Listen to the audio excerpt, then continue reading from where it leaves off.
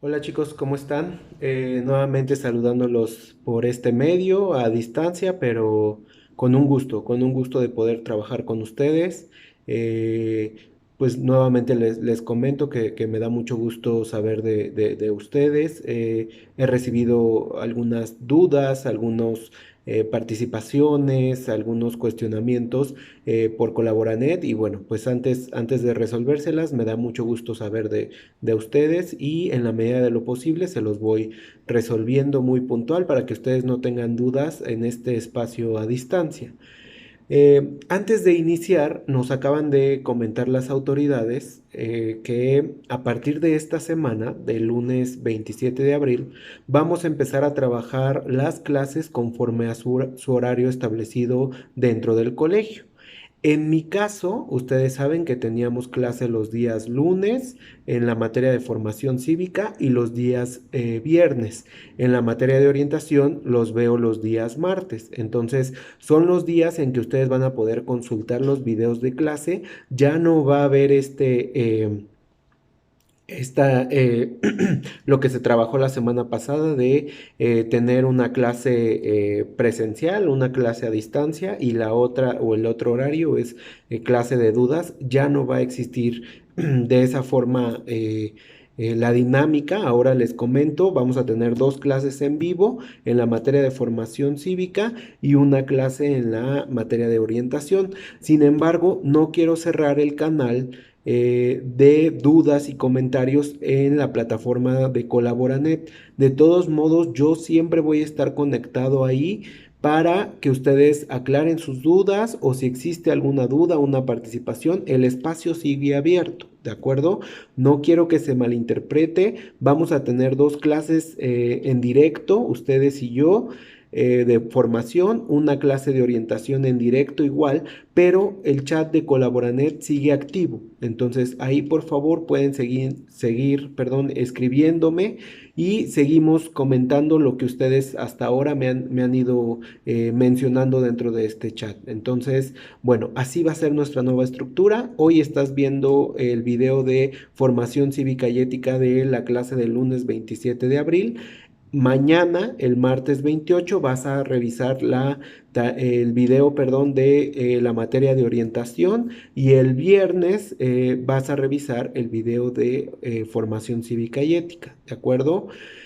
El video de formación o los videos de formación cívica se van a subir en la materia en las tareas de formación cívica acorde al día y los de orientación se van a subir en la materia de orientación igual acorde al día. Si tienen alguna duda, por favor escríbanme, ¿de acuerdo? Bien, espero haya quedado un poquito claro esta nueva estructura. Les comentaba, estamos en un proceso de adaptación. Ahora vamos a trabajar de esta forma, ¿ok? Vamos primero a iniciar cómo les fue con su video. ¿Pudieron ver el video que les anexé en la materia de formación sobre el exterminio nazi? Es un documental que tiene una duración aproximadamente de 45 minutos en donde nos da toda una explicación, yo creo que la mayoría de ustedes ya sabida, sobre lo sucedido. ¿Qué fue lo que sucedió? Bueno, pues evidentemente tuvimos una situación ahí un tanto compleja pues que incluso detona en una Segunda Guerra Mundial, ¿no? Entonces, bien, vamos a aterrizar un poquito la información. Les puse 5 preguntas a responder. Algunas de ellas fueron un tanto preguntas ya más personales, cómo ustedes pudieron haber combatido o pueden combatir una situación como esta, ¿no? Entonces, vamos a revisar.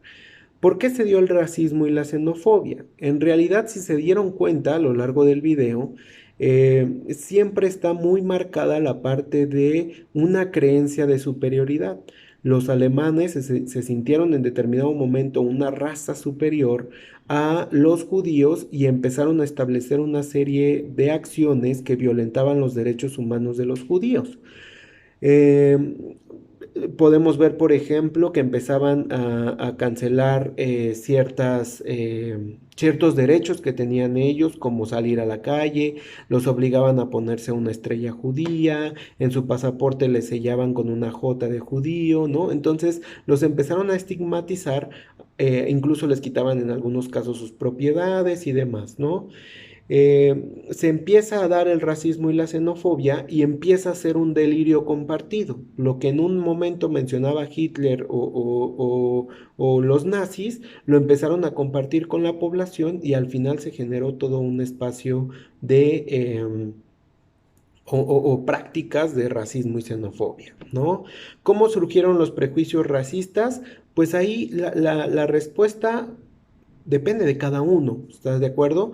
Si tú en determinado momento tienes bien consolidado qué buscas o qué mantienes con otra persona, qué tipo de relación mantienes, cómo es tu forma de dirigirte a esa persona, pues evidentemente los prejuicios se van limitando, se van cerrando. Sin embargo, se empieza a compartir este pensamiento de grandeza y empiezan a surgir pensamientos racistas como los que hemos comentado, ¿no? Que ellos son la población débil, que los alemanes somos una raza superior, que somos una raza bendecida, ¿no? Entonces, todos esos prejuicios empiezan a impactar evidentemente en las relaciones que van manteniendo entre estas dos poblaciones que mencionamos. Y aquí es importante porque ustedes lo saben, lo hemos platicado en clase, los prejuicios, en muchos momentos los prejuicios detonan muchas acciones de discriminación, de violencia incluso, y entonces algo muy importante que ustedes tienen que trabajar es el no establecer un prejuicio, ¿no? Como se dice coloquialmente, conocer el libro no solo por la portada. ¿Qué quiere decir esto? Conocer a la persona que tengo enfrente no solo por su aspecto físico, su raza, su condición socioeconómica. Bien, ¿cómo creen ustedes? La tercera pregunta era, ¿cómo creen ustedes poder vencer un racismo de esa magnitud?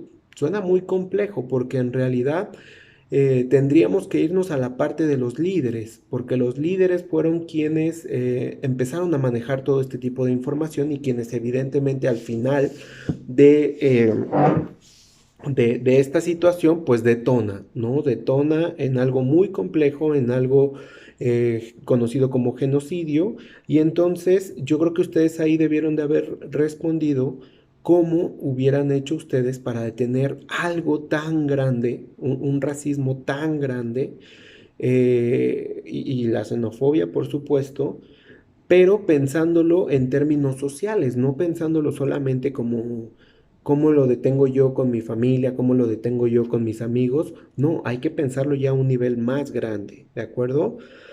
En la actualidad, ¿cómo se promueven estas conductas? El racismo, la xenofobia, el clasismo.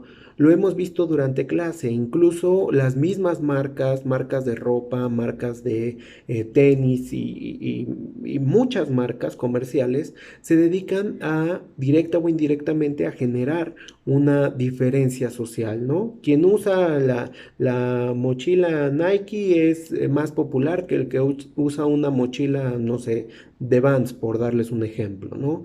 Cómo las mismas marcas tienen una tendencia o nos limitan a nosotros, o más que limitarnos, nos llevan, como que nos obligan a creer que el tener alguna prenda o algún artículo de esa marca nos hace mejores, ¿no? Entonces, lo hemos visto en clase, hay muchas cosas que hoy en día fomentan este tipo de acciones, desde los simples comentarios, desde las burlas, desde una cierta crítica, desde algo que me comentaba una de sus compañeras, desde el no conocer toda la población o diversidad que existe en nuestro país, desde ahí empezamos a partir, chicos.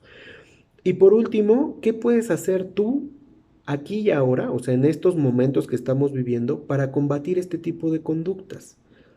Muy complejo, quizás suena algo complejo, quizás suena algo difícil, pero se puede hacer algo. Yo se los he dicho, en la medida de lo posible en que ustedes den un granito de arena a favor de acciones positivas, ese granito, si lo vamos sumando entre más personas, evidentemente va a ayudar a que el reloj de arena se llene de acciones buenas, de acciones positivas, adaptativas.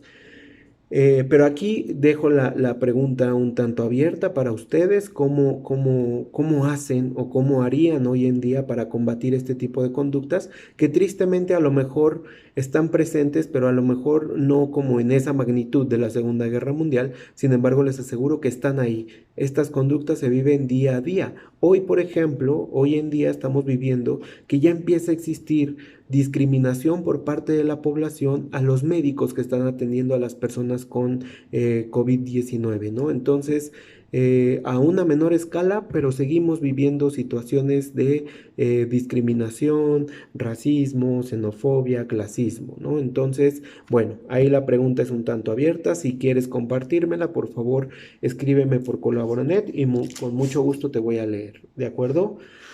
Bien, chicos, ¿qué vamos a trabajar el día de hoy? Fíjense muy bien. El día de hoy, como lo comentamos la clase pasada, vamos o dimos por concluido nuestro cuarto eje de solución pacífica de conflictos. El día de hoy vamos a iniciar con nuestro quinto eje. Eh, Voy a abrir un paréntesis. Si tienen alguna duda del eje anterior, igual por favor escríbanme para estar al tanto de sus dudas.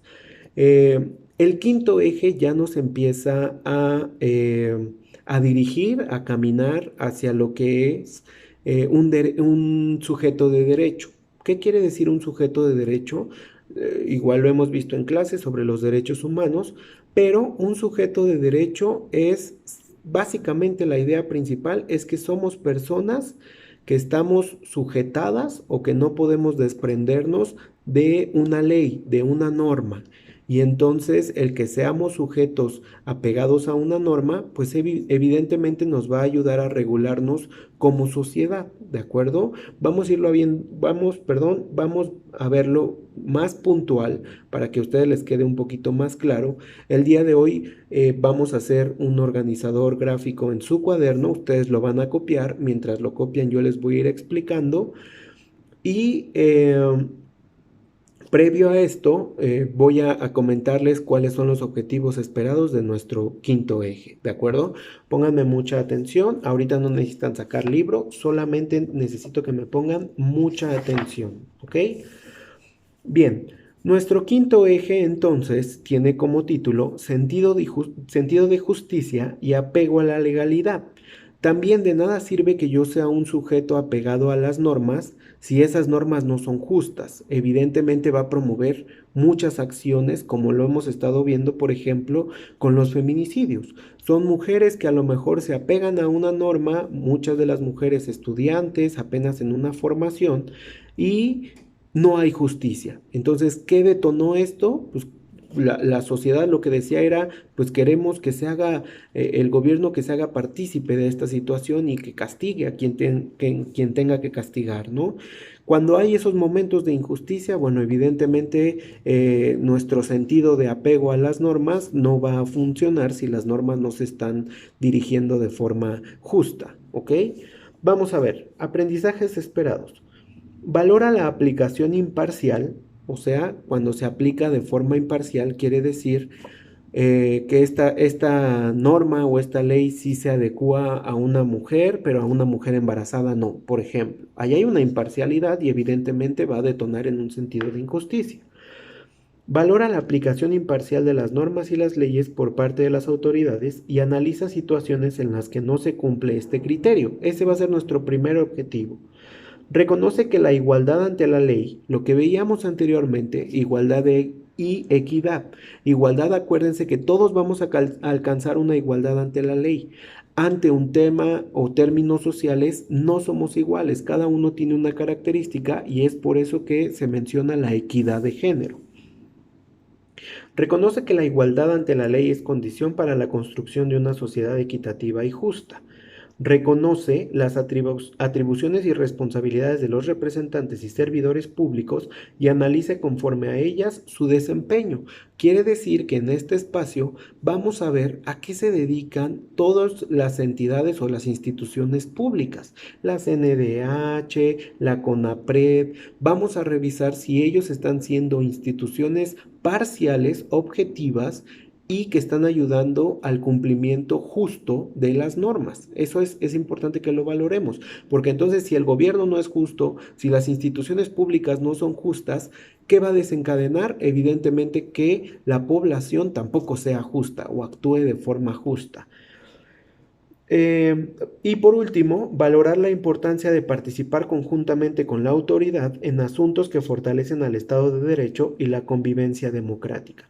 Acuérdense que somos un país democrático. ¿Qué quiere decir esto? Que somos, tanto gobierno como sociedad, participamos en términos, ¿cómo decírselos? Participamos en términos legales, podríamos determinarlo así, en cuanto a que las decisiones políticas también tienen que ser partícipes las sociedades o las comunidades, y eso va a favorecer, obviamente, o se esperaría que favoreciera el camino de un país, o sea, que las decisiones sean tomadas no solo por parte de un presidente, a eso se refiere el término democrático y convivencia democrática.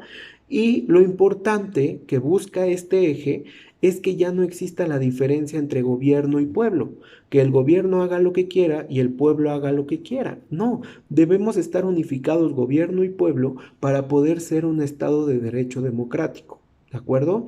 Lo vamos a ir amplificando un poquito más a lo largo de este eje, pero quiero que les quede claro eso. Si bien es cierto, México se ha caracterizado por ser un pueblo, ¿cómo explicárselo? Como un pueblo que siempre está en contra de lo que el gobierno demanda.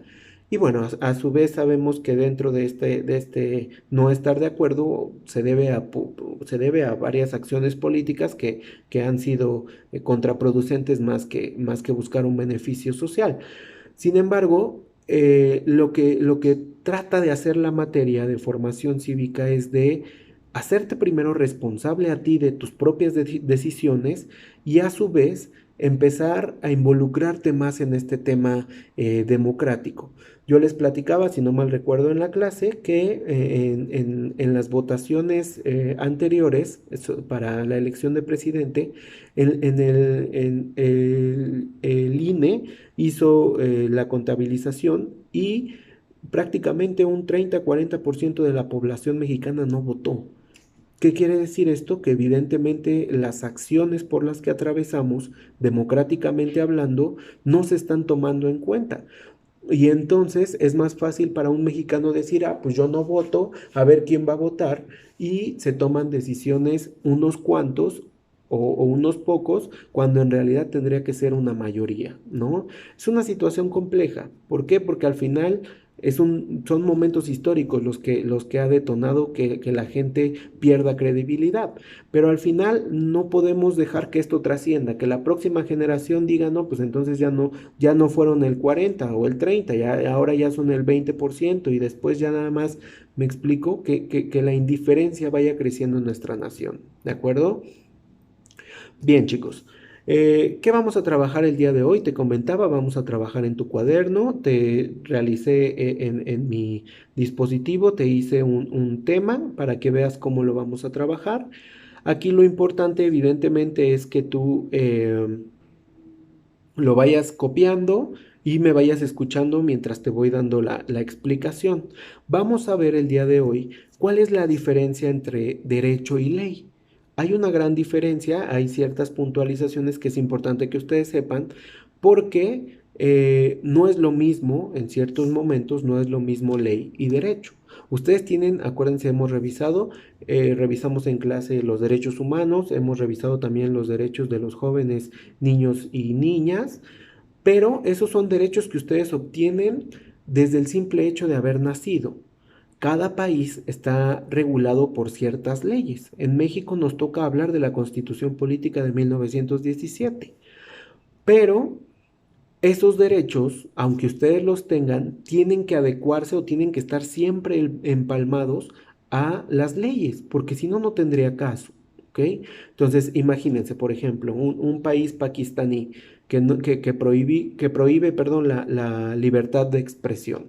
Y tu derecho humano es libertad de expresión, ahí evidentemente no lo vas a poder ejercer, porque las leyes pakistaníes no lo enuncian. Entonces, por eso es importante que sepamos cuál es la diferencia entre derecho y ley, porque a su vez van de la mano, pero es importante que ustedes sepan qué diferencias existen, ¿ok? ¿Cómo lo vamos a trabajar? Por favor, abre tu cuaderno en la materia de formación cívica, que es el primer espacio. Vas a poner la fecha del día de hoy, que estamos a 27 de abril del 2020. Le vas a poner tu nombre y de título vas a poner Derecho y Ley. A continuación, te voy a presentar en la pantalla cuál es el organizador que vas a tener que copiar. Ya no me vas a ver a mí, solamente me vas a escuchar mientras lo vas copiando, ¿de acuerdo? Bien.